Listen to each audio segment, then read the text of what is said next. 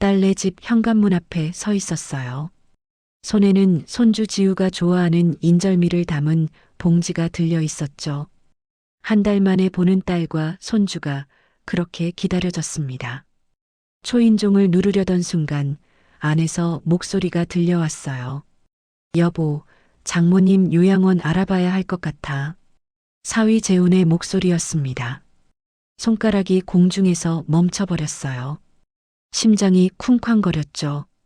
우리 엄마를 요양원에? 딸 민지의 목소리가 떨렸습니다. 혼자 사시잖아. 넘어지시기라도 하면 큰일이고 우리도 자주 못 가잖아. 재훈의 목소리는 담담했어요. 그래도 엄마가 싫어하실 텐데 당신이 일주일에 한 번이라도 가? 한 달에 한 번도 제대로 못 가면서 가슴이 철렁 내려앉았습니다. 그건 내가 바빠서. 나도 바빠. 솔직히 장모님 모시는 게 우리한테 부담이잖아. 여보, 사실이잖아.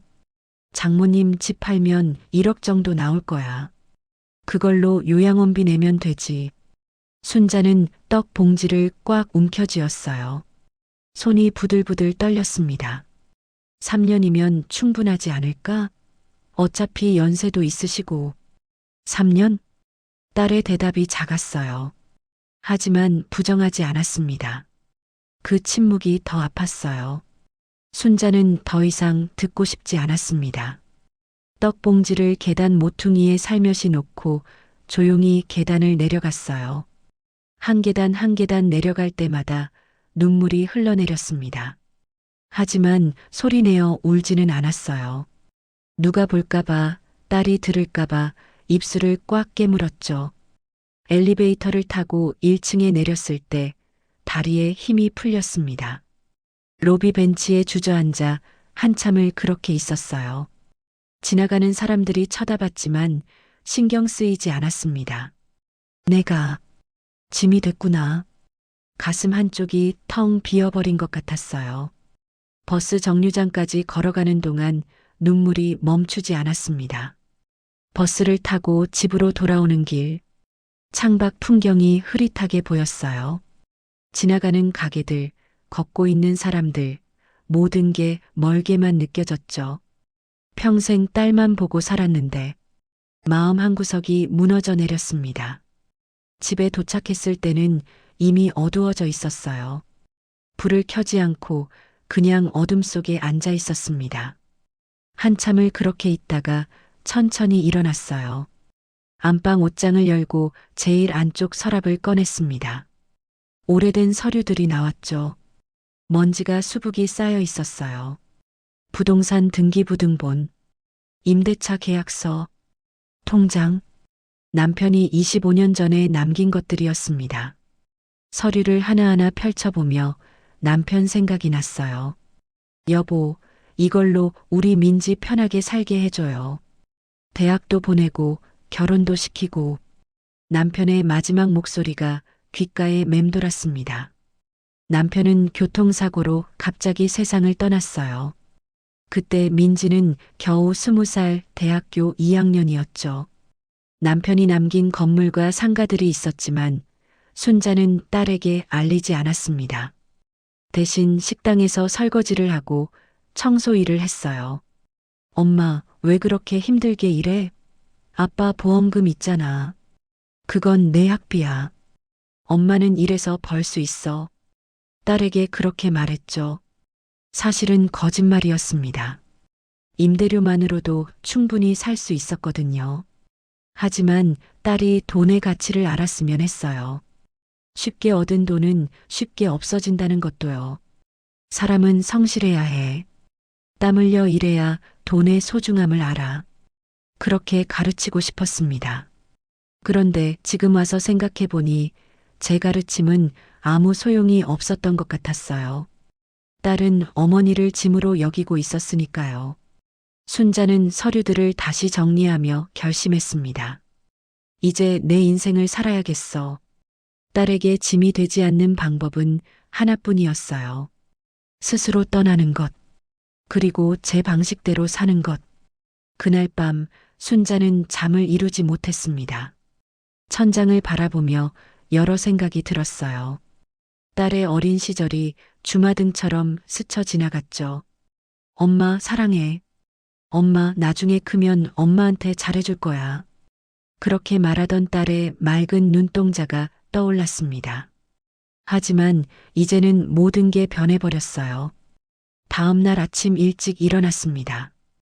거울을 보니 눈이 퉁퉁 부어 있었어요. 찬물로 얼굴을 씻고 단정하게 옷을 갈아입었습니다. 부동산으로 향했죠. 어머님, 어떻게 오셨어요? 젊은 중개인이 반갑게 맞아주었습니다. 제 부동산 좀 팔고 싶어서요. 아, 어떤 물건이신데요?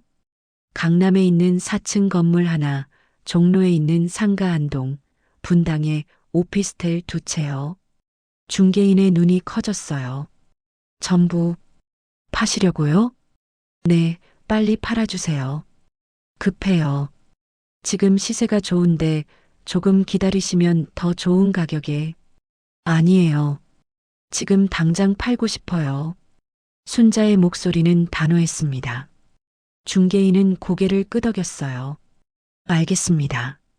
최선을 다해 볼게요. 일주일이 채 안 되어 연락이 왔습니다. 어머님, 매수자가 나타났어요. 그럼 내일 계약하시면 됩니다. 계약 당일 통장에 큰 돈이 들어왔어요. 수십억 원. 평생 본 적 없는 큰 돈이었지만 순자의 마음은 편하지 않았습니다. 남편이 남긴 마지막 유산을 정리한 것 같아서요. 여보, 미안해. 내가 민지한테 잘못 가르쳤나 봐. 마음속으로 남편에게 사과했습니다. 그 돈으로 고급 실버타운을 알아보기 시작했어요. 여러 곳을 둘러봤습니다. 시설이 낡은 곳, 직원들이 불친절한 곳, 프로그램이 없는 곳, 마음에 드는 곳이 없었어요. 마지막으로 간 곳이 강남에 있는 프리미엄 실버타운이었습니다. 로비에 들어서자마자 느낌이 달랐어요. 깨끗하고 밝았죠. 여사님, 환영합니다. 상담사가 따뜻하게 맞아주었습니다. 시설 좀 둘러봐도 될까요? 물론이죠. 제가 안내해 드릴게요. 넓은 식당, 쾌적한 운동실, 아늑한 도서관. 무엇보다 좋았던 건 사람들이 많다는 거였어요. 어르신들이 삼삼오오 모여 이야기하고 웃고 활동하는 모습이 보였습니다. 여기라면 외롭지 않을 것 같아. 한 달 비용이 어떻게 되나요? 500만 원입니다. 식사, 의료, 모든 프로그램이 포함된 금액이에요.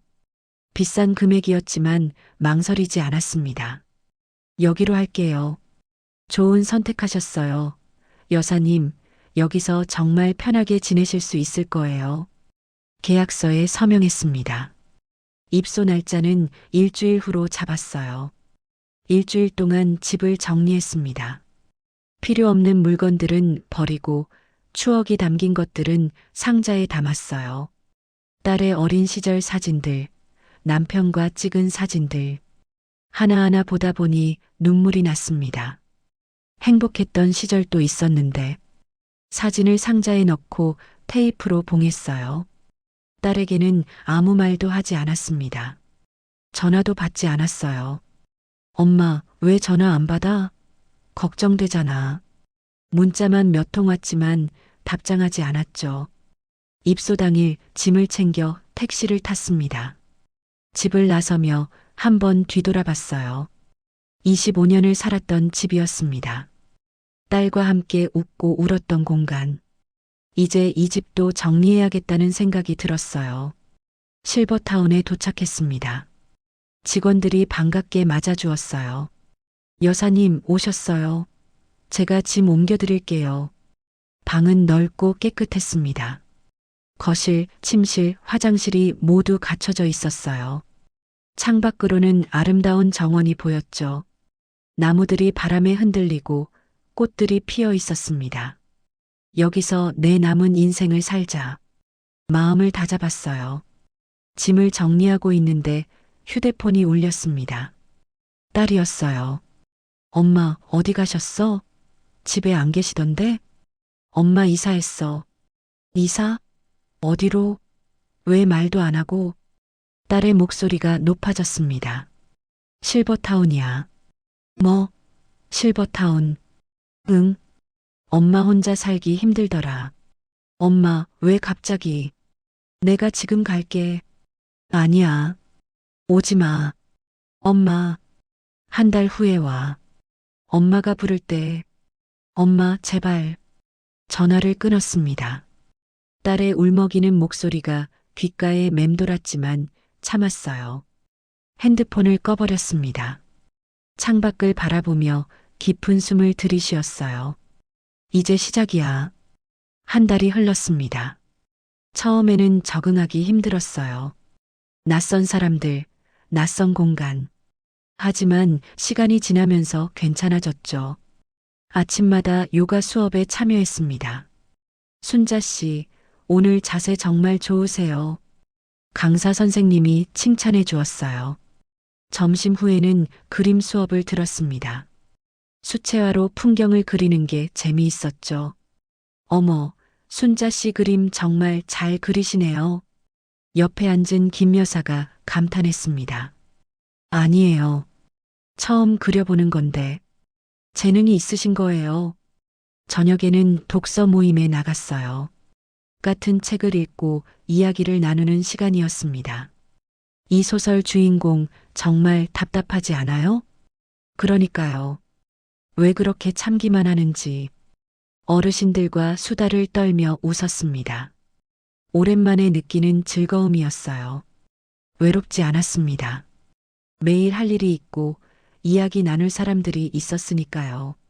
생각보다 훨씬 좋았어요. 여기 오길 잘했구나. 마음이 편해졌습니다. 그런데 가끔 딸 생각이 났어요. 밤에 혼자 누워있을 때면 딸의 얼굴이 떠올랐죠. 민지는 잘 지내고 있을까? 하지만 먼저 연락하지 않았습니다. 딸이 제 진심을 알았으면 했거든요. 한 달이 지난 어느 날 결심했어요. 이제 딸을 불러야 할 때라고, 진실을 말해줘야 한다고. 휴대폰을 켜니 문자가 수십 통 와 있었습니다. 엄마, 어디 계세요? 연락 좀 주세요.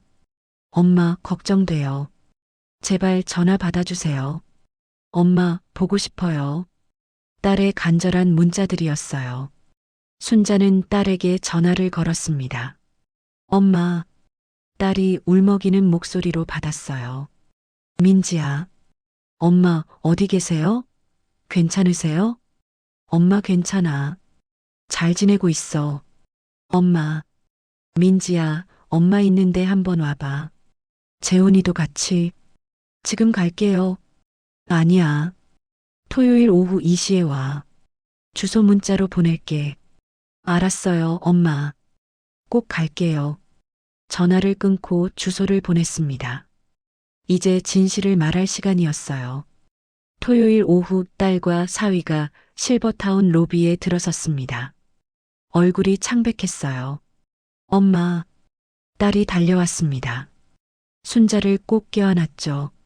엄마, 보고 싶었어? 나도. 어머님. 사위 재훈이 조심스럽게 다가왔어요. 주변을 두리번거리며 놀란 표정을 지었습니다. 고급스러운 대리석 로비, 샹들리에, 넓은 정원이 보이는 통유리창. 어머님 여기가 실버타운이야. 엄마 여기 살아. 여기. 한 달에 얼마예요?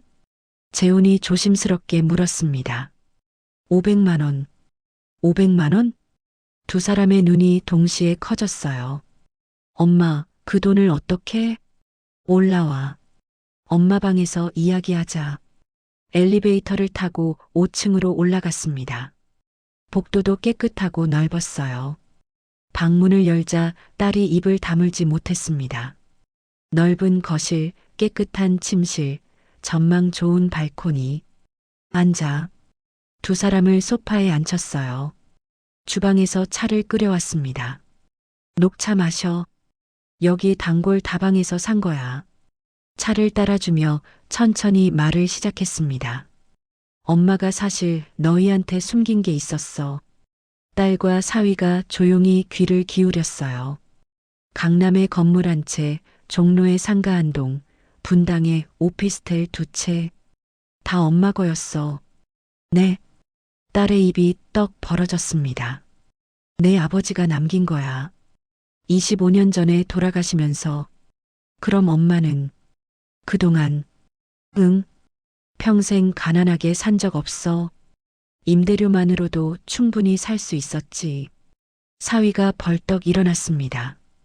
그럼 왜 그렇게 힘들게 사셨어요? 청소하시고 설거지하시고 너희한테 가르치고 싶은 게 있었거든. 순자는 차를 한 모금 마셨어요. 돈은 쉽게 오는 게 아니라는 것. 땀 흘려 일해야 소중한 거라는 것. 딸이 고개를 떨궜습니다. 근데 민지야. 딸이 고개를 들었어요. 눈에 눈물이 가득했죠. 엄마가 한 달 전에 너희 집에 갔었어. 떡 들고. 딸의 얼굴이 하얗게 질렸습니다. 현관 앞에서 다 들었어. 엄마 요양원 보내고 집 팔아서 3년이면 충분하다고. 엄마, 그건 눈물이 주르륵 흘러내렸어요. 괜찮아. 엄마도 이해해. 너희도 힘들고 바쁘고 그랬겠지. 순자의 목소리는 담담했습니다. 그래서 엄마가 결정했어. 너희한테 짐 안 되겠다고. 엄마, 건물들 다 팔았어. 그 돈으로 여기 들어왔지. 전부요? 재훈이 놀라서 물었어요. 응. 남은 돈으로 엄마 여기서 10년은 살 수 있어. 걱정 마. 어머님, 엄마 여기 좋아. 친구들도 많고 할 일도 많고 외롭지도 않아. 딸이 순자의 손을 붙잡았습니다. 엄마 미안해. 정말 미안해. 목이 메어 말을 잇지 못했어요. 나 정말 나쁜 딸이야. 엄마한테 너무 못했어. 괜찮아. 엄마 다시 집으로 가자. 내가 모실게. 제대로 모실게. 고개를 저었습니다. 아니야. 엄마는 여기가 좋아. 엄마, 민지야, 엄마가 평생 가르치고 싶었던 거 알아? 딸이 울먹이며 고개를 들었어요. 돈보다 소중한 건 사람이라는 거야. 부모보다 돈이 먼저가 되면 안 되는 거지. 알았어, 엄마. 이제 알았어. 정말 잘못했어. 딸이 순자의 품에 안겼습니다. 어렸을 때처럼 작게 느껴졌어요. 한참을 그렇게 안고 있었습니다. 그럼 이제부터 자주 올 거야? 응, 자주 올게. 엄마 혼자 두지 않을게. 매일은 힘들 거야. 일주일에 두세 번만 와도 돼. 아니야. 매일 올 거야. 순자는 딸의 머리를 쓰다듬었어요. 고마워, 민지야. 창밖으로 석양이 지고 있었습니다. 붉은 노을이 방 안을 물들였어요. 이제 저는 제 인생을 살 거예요. 딸에게 짐이 아닌 한 사람으로서요. 그리고 딸도 이제 진짜 효도가 뭔지 알게 됐으니까요. 그걸로 충분했습니다. 부모님은 당신을 위해 평생을 희생했습니다. 하지만 그분들도 자신의 삶을 살 권리가 있습니다. 부모님이 원하는 건 돈이 아닙니다. 당신의 시간과 관심입니다. 늦기 전에 진심으로 대하세요. 부모님과 함께 할 수 있는 시간은 생각보다 많지 않습니다. 부모님이 생각나신다면 구독과 좋아요로 사랑을 표현해 주세요.